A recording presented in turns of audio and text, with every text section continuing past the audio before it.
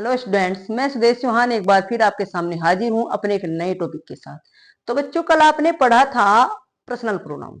कल की वीडियो में मैंने आपको पढ़ाया था पर्सनल प्रोनाउन कि पर्सनल प्रोनाउन जो होते हैं हमारे कितने होते हैं, 3 होते हैं। फर्स्ट पर्सन प्रोनाउन आई और we, second person pronoun you, और थर्ड पर्सन प्रोनाउन होता है he, she, it, they and any singular noun, कोई भी। तो उसके बाद आज मैं आपको पढ़ाऊंगी जो है डिमोन्स्ट्रेटिव प्रोनाउन। डिमोन्स्ट्रेटिव प्रोनाउन होता है जो संकेतवाचक सर्वनाम होता है।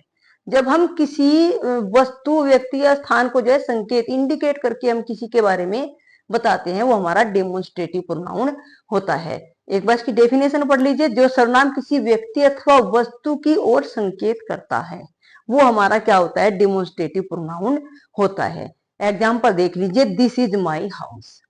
तो क्या बोला, पर्सन खड़ा है, व्यक्ति खड़ा है, उसने इशारा करके बोला दिस इज माई हाउस, यह मेरा घर है।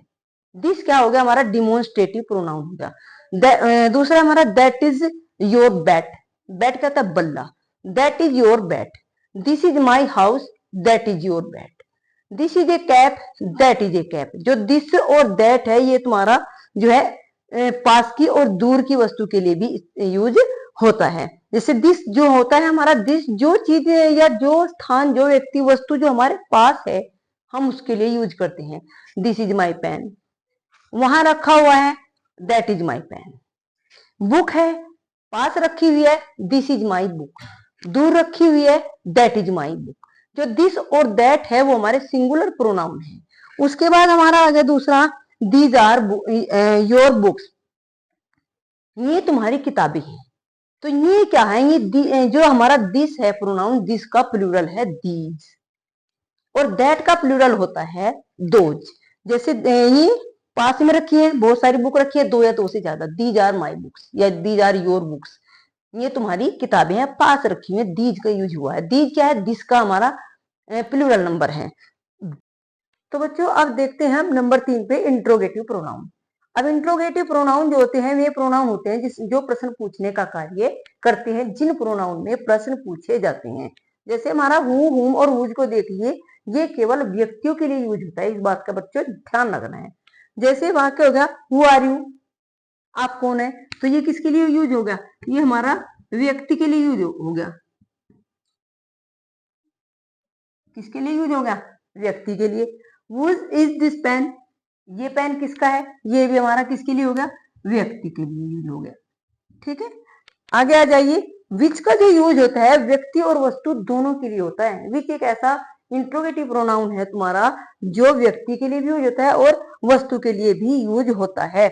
जैसे एग्जांपल देखो, विच इज योर सिस्टर, आपकी बहन कौन सी है, सिस्टर। तो सिस्टर क्या हो गया, हमारा पर्सन हो गया, पर्सन के लिए यूज हो गया। दूसरा देख लीजिए, विच इज योर पेन। अब पेन क्या होगी हमारी, पेन हमारी वस्तु हो गई, क्या हो गई हमारी, थिंग हो गई ये पेन।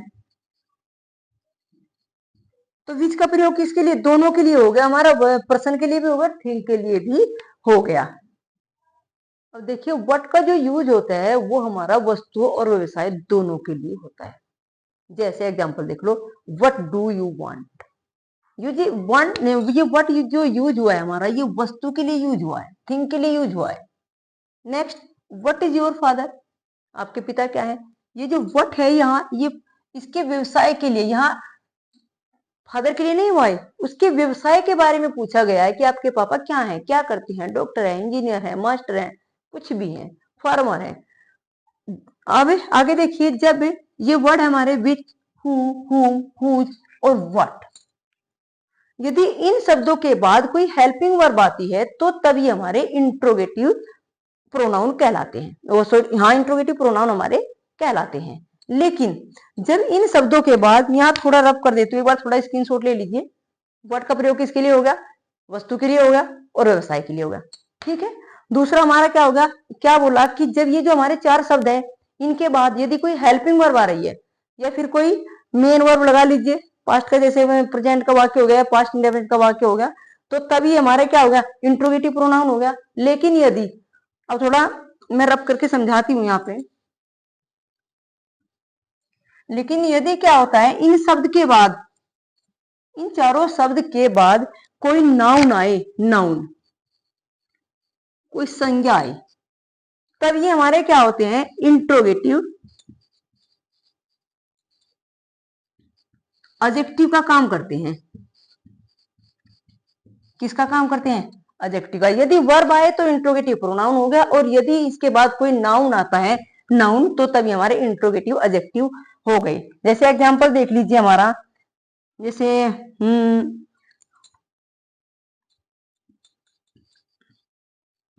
व्हाट बुक,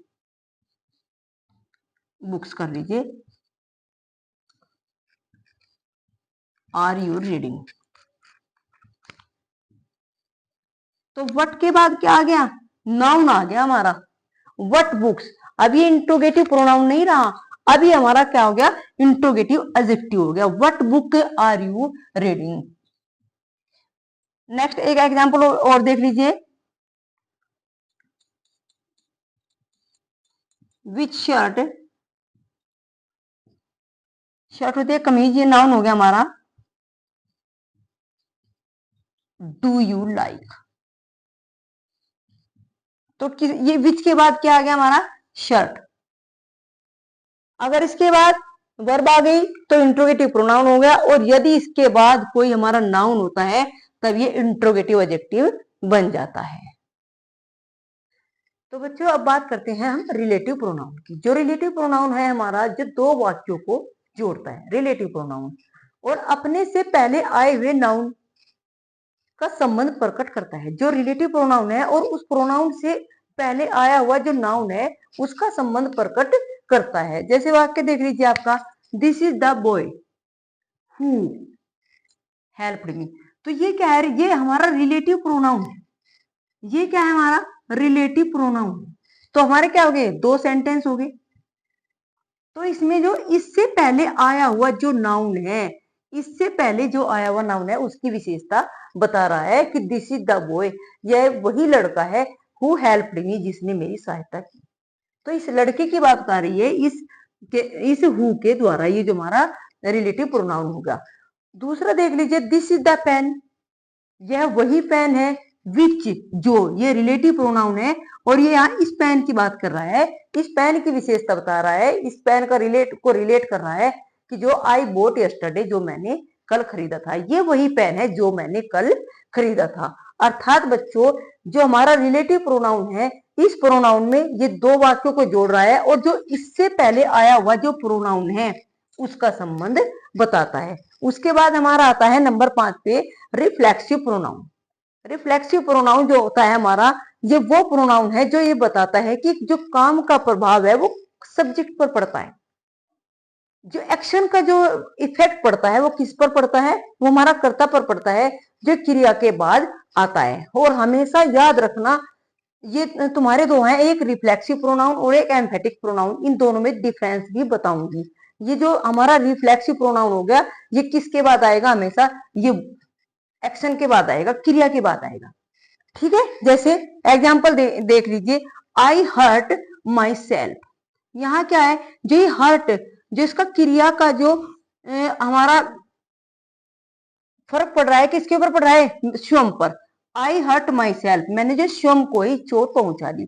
दूसरा हो गया हमारा यू वर्कड, जो काम का जो इसमें पड़ रहा है, फर्क पड़ रहा है कि तो किसके ऊपर पड़ रहा है, ये यू है बच्चों। यू वर्कड योर सेल्फ, तुमने अपना काम स्वयं किया।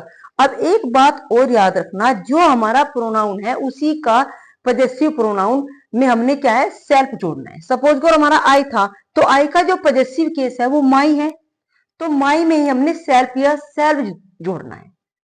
और जो हमारा सिंगुलर प्रोनाउन है उसमें हम सेल्फ जोड़ेंगे, और जो हमारा प्लूरल प्रोनाउन होगा उसमें हम सेल्व, ये वाई हटा के आई एस वी एस लगा देंगे, सेल्व हो जाएगा। दूसरा हमारा, जैसे एक एग्जांपल और देख लीजिए,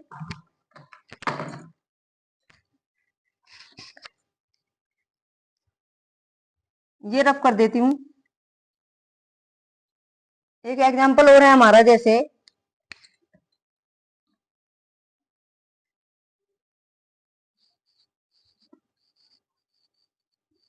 वी सोल्व्ड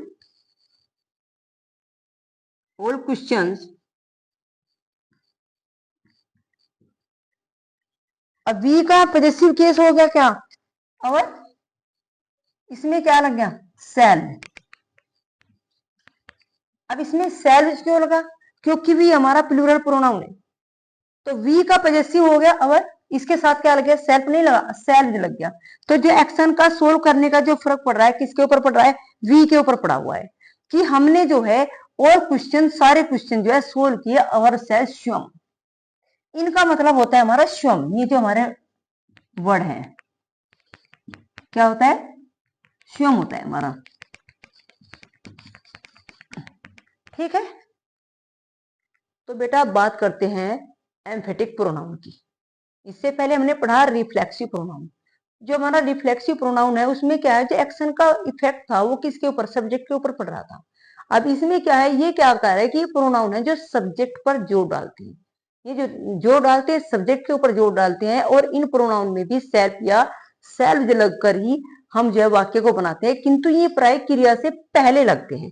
अभी आपने रिफ्लेक्सिव प्रोनाउन को कहाँ पढ़ा, जो आपने रिफ्लेक्सिव प्रोनाउन पढ़ा वो कहाँ पढ़ा आपने, वो आता था हमारा सब्जेक्ट से पहले, और ये कहाँ थे, क्रिया, वो हमारा कहाँ था, जो हमारी वर्ब थी, क्रिया थी, क्रिया के बाद आता था। लेकिन इसमें क्या है, ये सब्जेक्ट से कहाँ रहा, क्रिया से पहले आ रहा और सब्जेक्ट के तुरंत बाद आता है। जैसे आई माई सेल्फ, ये क्या है, माई सेल्फ, ये जो आई है, आई का पॉजेसिव केस है। I myself can do it, मैं स्वयं इसे कर सकता हूं, कैन मीन सकना, ही हिमसेल्फ, देखो किससे पहले, ये क्रिया से पहले आ गया हमारा। और रिफ्लेक्सिव प्रोनाउन में क्या था, ये हमारा क्रिया के बाद आया था, और इफेक्ट पड़ रहा था सब्जेक्ट के ऊपर। इधर देख लीजिए दूसरा, you your self, you your self, तुम स्वयं, कैन सी इट, आप इसे स्वयं देख सकते हैं। आगे बात समझ में, यहाँ आई माई सेल्फ, यहाँ इसका जो अर्थ निकल रहा है स्वयं निकल के आ रहा है, मैं स्वयं इसे कर सकता हूं, ठीक है ना। और उसमें जो था वो अपने आप था, रिफ्लेक्सिव प्रोनाउन में इसका था अपने आप, ठीक है ना। जैसे वाक्य था हमारा, I do my work my self, इस प्रकार इसमें क्या है, अपने आप उसका आ रहा था। अब दोनों में यही अंतर है भाई तुम्हारा, यही डिफरेंस है कि जो रिफ्लेक्सिव प्रोनाउन होता है उसका जो एक्शन का प्रभाव होता है वो सब्जेक्ट के ऊपर पड़ता है, और उसमें जो हमारा पॉजेसिव प्रोनाउन आता है वो हमेशा किसके बाद आता है, क्रिया के बाद आता है। इसमें क्या है, जो हमारे एम्फेटिक प्रोनाउन है इसमें सब्जेक्ट से के जो है तुरंत बाद आता है, जैसे यहाँ आया तुम्हारा आई माई सेल्फ। तो इस प्रकार जो है तुमने इन दोनों को जो है आराम से ध्यान से पढ़ना है, रिफ्लेक्सिव प्रोनाउन को और जी एम्फेटिक प्रोनाउन को। इसके बाद बेटा बाकी जो 5 टॉपिक हैं मैं वो आपको अगली वीडियो में पढ़ाऊंगी, तब तक के लिए मेरे चैनल पर बने रहिए।